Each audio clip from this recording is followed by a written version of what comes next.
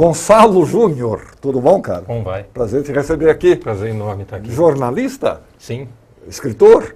também. Roteirista Também? faço algumas coisas. Aliás, tem que fazer, né? Várias coisas, porque senão a Tem. gente não vive, né? A gente tem que bater o escanteio e cabecear. Correr pro gol, pegar. Jornalista hoje é uma profissão muito complicada, né? Né? As pessoas não leem mais, É. os jornais estão acabando, as bancas estão sumindo. Diz que- E aí tem um Um prazer de amigo meu escrever falou, livros. se você quiser fugir de jornalista, entra numa redação de jornal. Não tem mais jornalista nos tem. jornais. Não tem. Né? É triste isso. Pois é. É um fenômeno tipicamente do Brasil. Do né? Brasil, né? Outros países que eu já tive a oportunidade de conhecer, a imprensa é forte, as bancas de jornais existem, mas as pessoas só querem saber de WhatsApp. E, Facebook. falando paradoxalmente, formam-se cada vez mais jornalistas no Brasil. É uma Pois das é. profissões mais desejadas pelos E- jovens. e é uma mão de obra- jornalismo, rádio e TV. e tal. É uma mão de obra que a internet não está absorvendo. Não está absorvendo. É. O que resta mais é a TV mesmo. Né? É. Mas, e você já está no jornalismo há quanto tempo? Eu diria que é uns 25 anos. 25 anos já. Já. É de 2009. Você pegou bom tempo, então, do jornalismo. Você pegou uma boa época. Eu peguei a transição, eu peguei a Pegou a máquina transição. de escrever, É. eu peguei a fotografia a papel, que você fotografava com... Revelava. tinha que escolher, riscar com um giz, um lápis, exatamente Pra fazer o recorte, né? recorte da foto que você queria. E peguei a chegada da máquina digital, o computador... E aí foi. E a internet. Aí A internet. foi. E eu tive um prazer, eu trabalhei 8 anos na Gazeta Mercantil, e eu tive o prazer ali entre 96 e 2003 de cobrir a chegada da internet no Brasil, né? Então fiz muita reportagem, cobri a chegada da primeira internet de graça, que foi, me lembro bem, foi em janeiro de 99, como essa coisa foi se transformando, a paranoia que... Tinham coisas assim hilárias, né? Diziam que, por exemplo, que as pessoas não precisariam mais sair de casa para comprar, que os shoppings iam acabar. E, quer dizer, esqueciam que você precisa de convívio, né? De relacionamento, de contato com as pessoas, visual, contato, de apertar a mão, de conversar, de comer nos lugares públicos. E as pessoas ficavam trancadas para fazer teste em casa. Será que eu vou conseguir? Vou ficar 2 meses. Eu compro o livro pela internet. O supermercado manda trazer as frutas aqui. Era muito louco. Hoje as coisas estão se acalmando. Um dos mitos que havia na minha infância, pelo menos, é o seguinte: não, as máquinas vão chegar e vão substituir o trabalho. Os homens, a gente não vai precisar mais trabalhar. As máquinas vão fazer tudo. Pô, a gente trabalha cada vez mais, cara. O mundo está cada vez mais cheio de máquinas, a gente está trabalhando cada vez mais. Cada vez mais. Hoje, por causa disso aqui, e parece que você trabalha às 11 horas da noite, às 8 da manhã, você não tem mais hora. Né? Vibrou de madrugada, Vibra você de madrugada, olha. você atende, porque será que é alguma coisa? Né? E o tempo voa, né? E o tempo voa. Quando você se dá conta, você está no meio do ano. Parece que foi ontem o Réveillon. Impressionante, né, cara? O Gonçalo, vamos falar disso aqui. A subversão pelo prazer, Queria mostrar a primeira foto que a gente tem aí. Coloca no ar a primeira foto. Este sujeito de cabelos brancos, esse respeitável senhor de cabelos brancos. Não parece um padre, assim? Parece um padre, olha, ainda mais com essa camisa toda fechadinha. Faltou aí. assim. Mas é um senhor, é um cavalheiro ele. É um senhor de quantos anos? Ele tem 72 anos. 72 é um anos. gentleman como pessoa, gentleman, um cavalheiro no trato com as pessoas. Ele tem um rosto meio grego, uma coisa meio, né? Parece aquelas esfinges gregas. Meio papal, né? Meio papal. Meio papal, exatamente. E ele é o autor de uma obra vastíssima, enorme. Ninguém diz que ele tem uma obra tão... Ele tem mais de 40 livros publicados. 40 livros publicados. Em torno de 50 com as antologias. E eu diria para você que ele é o maior autor erótico do século XX no mundo. Mas sem dúvida nenhuma. Ele é Milo Manara. Milo Manara. O grande Milo Bota Manara. as outras fotos aí. Claro que eu selecionei cuidadosamente as fotos para a gente mostrar, porque nem tudo dá para ser mostrado. Mas o traço do Milo Manara é uma coisa impressionante. A sombra dele, né, nos desenhos. Os movimentos. Os movimentos. Isso parece que está vivo. É uma coisa além do bom gosto. E é impressionante como ele consegue construir a anatomia feminina com delicadeza, sensualidade, E força. força e sem vulgaridade, Sem né? vulgaridade, exatamente. Você olha assim, ele é uma coisa assim meio voyeur, né? É de contemplação apenas. Não é agressivo. Ele não agride ali. Você pode olhar que são quase fotos de modelos. Assim. E é idealizado, né? É. Aquela imagem idealizada que você faz da mulher forte, dona de si. Dona de Si, ele é um autor extremamente feminista, digamos assim. Né? Ele não vulgariza. É o que faz a diferença entre a pornografia e o erotismo. Exatamente. Né? A pornografia, ela distorce diria assim, a libido feminina. A sensualidade, a sexualidade feminina, ela é completamente distorcida pela pornografia. É como se as mulheres fossem meros objetos de né? E exatamente como os homens. Ou seja, o homem, ele geralmente é o ser mais visual. Ele gosta de olhar, ele sente atraído. Como qualquer animal da natureza, né? O macho, ele é atraído pela fêmea visualmente. E a mulher, ela é mais tátil, digamos assim. Ela é mais do envolvimento, do relacionamento, assim. Embora a gente viva uma época em que isso esteja um pouco distorcido nesse bombardeamento de quase atômico que a gente sofre de erotização das coisas. Mas Manara não. Olha que bonito isso. É o Mastroianni ali no fundo, Mastroianni. Né? Mastroianni. Um grande galã italiano, né? Ele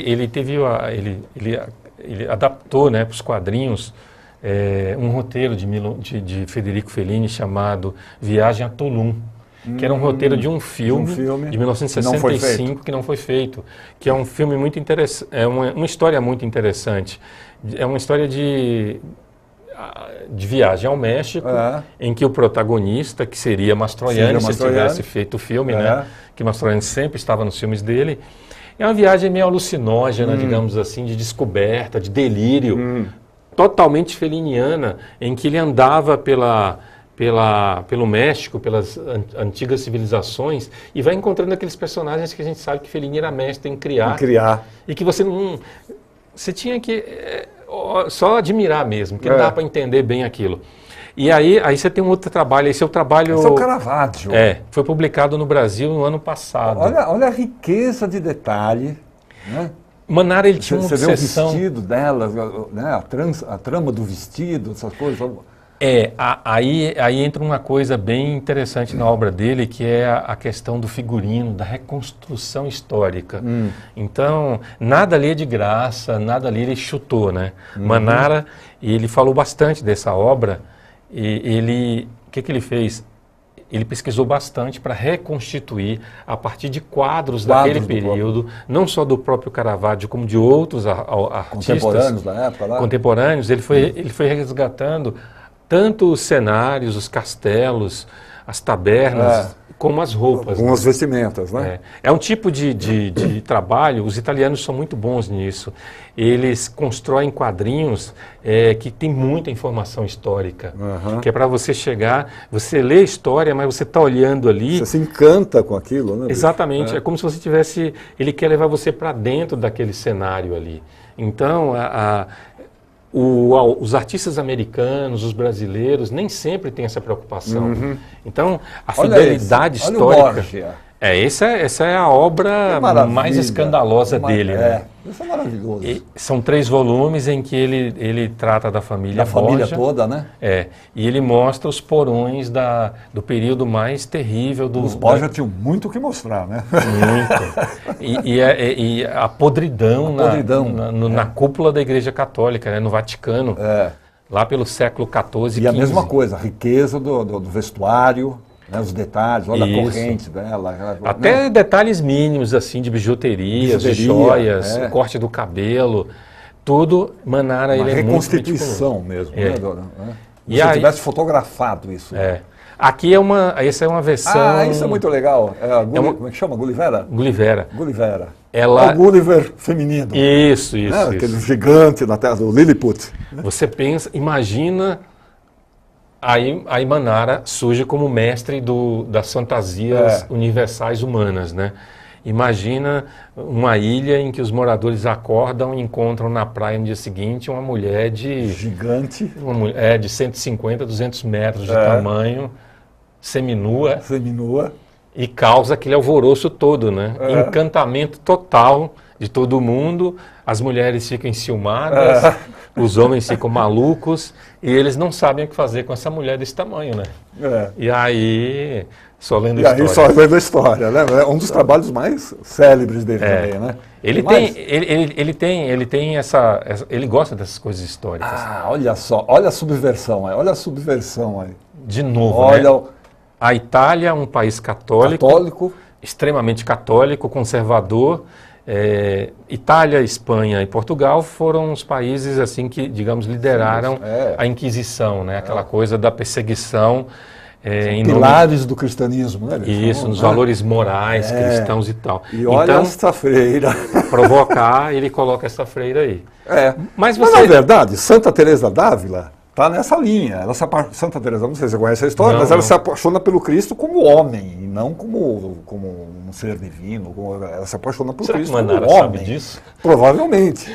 É uma história verídica da Santa Teresa d'Ávila. É a paixão dela carnal pelo Cristo. Né? Muito bonito, né? Mas olha isso aí. Não agride. Não agride. Instiga. Instiga. Esse aí é um dos primeiros trabalhos dele, quando ele estava engatinhando ainda, que é uma lenda, né? É uma lenda do macaco, é uma lenda chinesa que existe há milhares de anos, em que um macaco rei, que não se sabe, um macaco de pedra que é um deus que veio do espaço e que ele vai numa jornada interminável, tentando se autodescobrir, mostrar que ele atingiu o nível da sabedoria plena e da imortalidade. Só que nesse caminho ele não é muito confiável. E como estava nas mãos de Manara, né, o caminho dele é naturalmente erotizado. Erotizado. Tem mais? Não, acabou. Ali somos nós, hein? Cara, como é que você abordou a obra do Manara aqui nesse livro, A Subversão pelo Prazer? Primeiro, por que esse título, A Subversão pelo Prazer? É o prazer subversivo, é a ideia de você questionar valores morais, principalmente, numa sociedade essencialmente cristã, como é da América Latina, da Europa, né? A partir bem daquela linha do Marquês de Sade, né? Você questiona o poder, você questiona as instituições, dando liberdade de ir e vir e de sexo e de prazer às pessoas. Então, o que acontecia? Durante muito tempo, eu lia os álbuns de Manara, como eu leio outros quadrinhos, né? No sentido de serem graphic novels, novelas gráficas, e me chamava a atenção que eles diziam que Manara sempre fazia pornografia. Eu falei, não, eu pensei comigo, Manara ele está muito além da pornografia, ele faz um erotismo de arte, ele faz arte erótica. Altamente estilizado, inclusive, né? Uma coisa... Tudo muito bem elaborado e de bom gosto. De bom gosto. E como a gente falou no início, ele tem um caráter muito feminista, né? As mulheres de Manara, nas histórias em quadrinhos dele, elas são donas de si mesmas, do próprio prazer, são elas que controlam todas as situações, são elas que dominam os homens. O homem, ele está mais para E se satisfazem no sexo, né? Elas não são usadas. Exatamente. Né? O prazer dela está acima de tudo e a vontade, né? O desejo. E não o contrário. Ela não é subserviente ao homem. Não é subserviente. Não é o homem que procura ela. Ele procura, mas é ela que decide. Ela que decide. Que, no fundo, né, na vida real é assim, a mulher é sempre quem decide, né? Ela que escolhe. Por mais que o cara procure, é a mulher que vai decidir se ela quer ou não aquele relacionamento. E ela tem essa liberdade, claro. E aí eu fui atrás e fui analisar, falei assim, bom, vou fazer é o único trabalho acadêmico, na verdade, porque eu gosto de escrever biografias, né? Mas esse trabalho é uma mistura da biografia desse artista, desse grande artista, que militou na esquerda nos anos 60 e 70, e uma análise da obra dele, no sentido de valorizar esse trabalho, de chamar a atenção e dizer assim, Manara não é mera pornografia. Não é pornografia. Manara é o mestre do erotismo. Era essa a intenção. E as mulheres são sempre muito bem cuidadas nos desenhos dele. São muito bonitas, Belíssimas. são muito fortes, são muito Magrinhas, magrinhas. bem Brigitte Bardot, Bem né? Brigitte Bardot, Ele exatamente. segue aquele padrão de beleza de Brigitte Bardot. Ele exalta a mulher. Exatamente. Né? Ele exalta a mulher. Você resumiu bem isso aí. A obra dele às vezes até contemplativa, né? Às vezes até contemplativa. Uma pena que não dê para mostrar tudo que tem aqui, tá? Mas eu acho que o livro, Atílio, é um... Ah, isso aqui que a gente estava comentando antes, só te interrompendo um pouco. Sobre? Essa imagem que a gente vai ver lá agora, que é uma história deles da tinta invisível, né? Isso. A tinta que torna as pessoas invisíveis. É. Né? Então, o que acontece? Um cara cria uma tinta que ele torna as pessoas invisíveis. Aí, Perfume do invisível. ele pinta, como cobaia, ele acaba pintando uma garota, que tem a intenção, na verdade, de assaltar o... Acho que você mostrou que não devia aí. Quase. E a ideia é assaltar um banco. Entendeu? Só que ela começa a brincar com essa experiência da invisibilidade. Porque ele também se torna invisível. Ele também se torna invisível. E você sabe que isso virou uma série famosa num canal pago americano de filmes de sexo, né? Virou uma série de 12 episódios que fez bastante sucesso. Agora, você aborda isso como aqui? Você pega por tema, você pega por obra? Como é que eu vou caminhando, né? Você vai caminhando. A vida dele, os primeiros trabalhos, quando ele tinha 6, 8, 10 anos de idade. Ele passa um período ali como um artista anônimo, né? Fazendo material para os italianos, aquelas revistas eróticas de Olivera lá. De produção... tem um dedo em cima ali, né? Tem um dedo em cima. Aí... Esse dedo não é do Manara. Aí, rapaz, o que acontece? Aí eu vou mostrando a trajetória dele e o que ele vai produzindo. Como ele inicia na condição de um artista anônimo, que fazia quadrinhos eróticos como muitos outros. E começa a publicar seus próprios trabalhos. Primeiro ele começa assinando os trabalhos, assinando roteiros de outras pessoas. Até que em 1983 ele lança um álbum chamado Clique. O Clique virou um escândalo mundial. Porque o que acontece? Manara, ele é uma história de uma aristocrata, uma senhora riquíssima, que, digamos assim, desdenha da paixão de um amigo do marido dela. E ele pega e ele cria um controle remoto que ele instala no cérebro dela, supostamente. E ao ativar esse controle remoto, ela perde o controle sobre o próprio pudor, digamos assim. Então ela fica louca, né? Ela tira a roupa, ela começa a transar com todo mundo. E isso vai criando uma série de problemas para a família, para o marido, porque, como uma forma de vingança, ele aciona esse controle sempre em lugares públicos. Lugares que ele tem a intenção de desmoralizá-la. Tanto ela quanto o marido. Então, essa série, imediatamente ela se projeta, ela é publicada em vários países, inclusive no Brasil. E aí projeta o nome dele, né? Esse aqui é aquele Viagem a Tulum que você comentou. Né? A partir de um roteiro feito por Federico Fellini. Aliás, tem uma foto aqui dele com o Fellini. É isso. É um cabelo esquisito que ele tinha, hein? É bem anos 80. Bem anos 80, aquela coisa. Então, aí você vai caminhando nessa linha, então. Aí eu vou passando pelas obras, tem um trabalho dele com... Aqui você tem um outro trabalho que ele fez com Fellini, né? Que, na verdade, é o roteiro ilustrado. El Viaje de Mastorna. De G. Mastorna. É a história de um cara... A película sonhada por Fellini. É uma história incrível de um cara que sofre um acidente de avião e ele acaba não percebendo que ele está morto. O avião acaba pousando numa cidade fantástica e aí tem as ilustrações dele. Aí você tem uma série de álbuns, né? Tem muita coisa. São capas de... A gente teve cuidado de colocar mais capas de revistas por questões de direitos autorais. Né? Então, por incrível que pareça, ele disse que foi muito influenciado por Branca de Neve. É mesmo? Ele disse Quem diria, hein? Ele gostava do traço de Branca de Neve, os movimentos. E o desenho dele... um pouco de fantasia também, né? Sim, claro. Você sabe do que eu estou falando. Agora, a gente percebe que o desenho dele é de um cuidado, é de um detalhamento, né? Manara, ele tem aquela preocupação do, como diria Frank Capra, né? O que importa é o nome acima do título. Então, o que ele fazia? Onde você coloca a sua assinatura, você tem que fazer o melhor possível. Ou se você escreve uma linha, uma legenda de uma foto, você tem que estar sempre preocupado em fazer o melhor, porque é o seu nome que está ali. E ele nunca deixou passar nada nesse sentido, né? Não tem um desenho dele que você vai encontrar um erro anatômico. Nossa, é impressionante. Uma coisa assim que não ficou bem feita, não ficou bem acabada, né? É muito meticuloso. Ele trabalha sozinho? Ele tem uma equipe? Sempre. Sozinho? Sempre. Ele tem uns horários assim meio loucos. Trabalha de madrugada, no fim da tarde. Isso aqui gerou uma polêmica. É o dos super-heróis? Não, da mulher... da Mulher-Aranha. Isso criou uma polêmica. O que aconteceu aqui?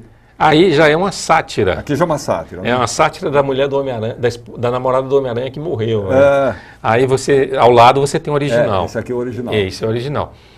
É o seguinte, a Marvel foi comprada pela também Disney. Uma sátira, que você está vendo o Homem-Aranha ali. Homem-Aranha. Eu acho que na página anterior tem o original. É o original? Deve estar por aqui, né? Deve Ou posterior? Não. Eu acho que foi de fora mesmo. Ficou de fora. Então, mas de qualquer forma, ele fez esse desenho. Ele fez esse desenho. E aí, o que acontece? Não é esse aqui? Essa daí, esse exatamente. Aqui. É o de baixo. Esse é o original. Entenderam que essa posição dela era muito ousada, erótica, vamos dizer assim, ousada.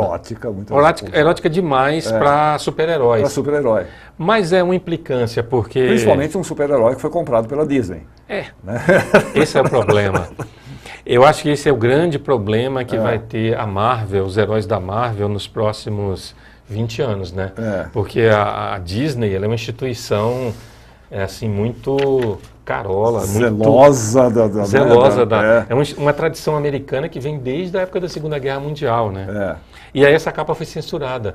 Não só ela, como todas as outras capas de super-heróis que ele fez para a Marvel.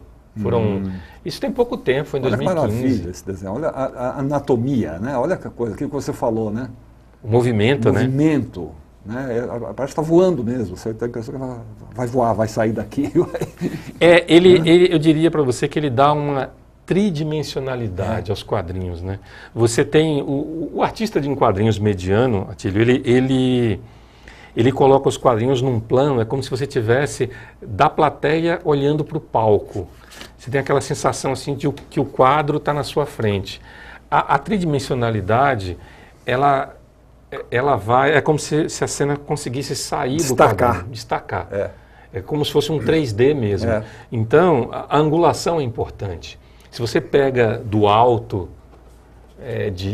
na vertical, na transversal, digamos assim, você vai ter essa sensação de movimento maior.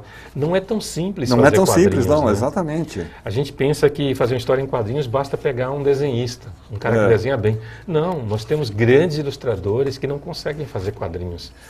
E daí a Manara faz a diferença. Né? É quase que um olhar cinematográfico. Exatamente. Né? Você busca ângulo de câmera, o olhar humano é a câmera. Faz a câmera mexer, andar, né? Circular. E hoje cada vez mais, né? Você vê a câmera entrar no olho da pessoa, sair do outro lado. Exatamente. Aquilo é muito fascinante. Ele tem esse olhar, né? Tem esse olhar. E você acaba de mostrar uma galeria, né? Aqui é uma galeria. Uma galeria de personagens que são as mulheres do X-Men. As mulheres do X-Men? Ele foi convidado para fazer uma versão que um roteiro não importava muito, né? O que valia mesmo era o traço dele. E aí você tem também a mulher ali, ele misturou as garotas do X-Men com algumas personagens clássicas, como a namorada do Flash Gordon, que você está vendo ali, de branco, e mais embaixo é a mulher de Ferdinando, né? Ferdinando, aquela série, né? Ferdinando. Que há muitos anos não sai, né? Você não vê mais esses quadrinhos. Então, tem alguma coisa assim, remete um pouco às vezes a pin-ups também, né? uma aquelas tradição. garotas, né? Que é uma tradição americana, né? Tradição Os pin-up totalmente girls, americana. né? Nós tivemos também alguns grandes artistas aqui, né? Alceu Pena, Benício. Nós tivemos esses artistas que faziam pin-ups. Mas eu volto ao que você falou lá atrás, é uma coisa de contemplar a beleza feminina mesmo. Aqui, ó. De você olhar aqui. É bem isso. Aqui a beleza sem agredir. Sem agredir. E sem ser vulgar, né? O Barbarella, aqui, Jane Fonda, no Barbarella, que era o contrário, né? Era um filme que parecia uma história em quadrinho.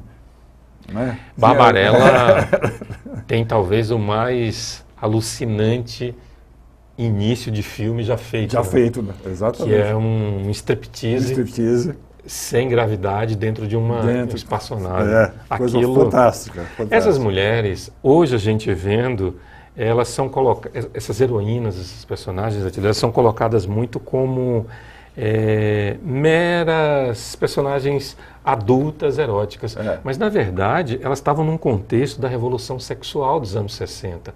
Então, se você pegar Barbarella, principalmente naquela Valentina, época, e muitas outras, né? Tem muitas outras personagens.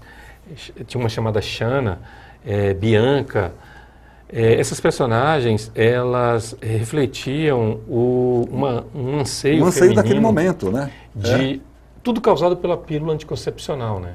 A pílula mudou completamente o comportamento das pessoas a partir de 1960.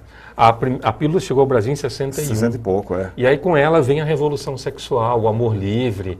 E as mulheres começaram a absorver a ideia de que prazer não era pecado, que elas tinham direito a isso, né? Porque até os anos 40 era pecado. Sim, você pensar nisso. Uma mulher que desse qualquer bandeira de prazer na cama, ela tinha que ser exorcizada. Ela era levada para o padre. Vagabunda. Para fazer. Quando ela ia para lá, o padre, olha minha filha, se você pensou nisso, você tem que rezar 1000 Ave-Marias. Então, você pensa numa mulher fazendo sexo com o marido e rezando, para não ter desejo. Era assim, era uma coisa absurda. Então, o Manara continua em atividade, continua desenhando, continua trabalhando. Em plena forma, aos 72 anos. Eu não me lembro o nome agora, mas no final de 2016 ele lançou um novo álbum na França e na Itália, que deve chegar em breve aqui ao Brasil. Tem muita coisa dele publicada aqui no Brasil. Tem bastante. Tem muita coisa esgotada, eu acho que precisa de um tratamento mais cuidadoso, né? Juntar numa editora só, fazer umas antologias, porque ele tem uns álbuns que continuam, né? De continuação, merece. Enfim, eu queria muito que as pessoas descobrissem Manara sem preconceito, sem resistência, e conhecendo um pouco da vida dele e da obra, no ponto de vista em que eu coloco, e depois ir atrás dos quadrinhos. Legal. Entendeu? O livro se encontra, como é que é? Esse livro, ele tem na Martins Fontes, na Livraria da Travessa, no Rio de Janeiro, e pode na Amazon, e ele pode ser comprado também no site da editora, que é o www.editoranoir, que é noir, né? .com.br. Legal. Tá bom? Um lançamento bem recente, né? Está sendo lançado no seu programa. Opa, olha aqui, se eu soubesse, tinha comprado uma champanhe. É a primeira entrevista que eu dou sobre o livro. Que legal. Sério? Obrigado pela deferência. Com o maior prazer. E logo você vai voltar aqui para falar de um outro trabalho, né? Vou falar, se você quiser, sobre o cantor Evaldo Braga. Evaldo Braga. Você conhece Evaldo Braga? Fala que música ele cantava. Sorria, meu bem, sorria. Vamos marcar isso aí. A gente volta e vai intercalando com as músicas dele aqui. Com as músicas dele aqui, ótimo. Gonçalo, prazer, hein? Muito obrigado. Parabéns pelo trabalho, tá? Valeu. Legal. Falou.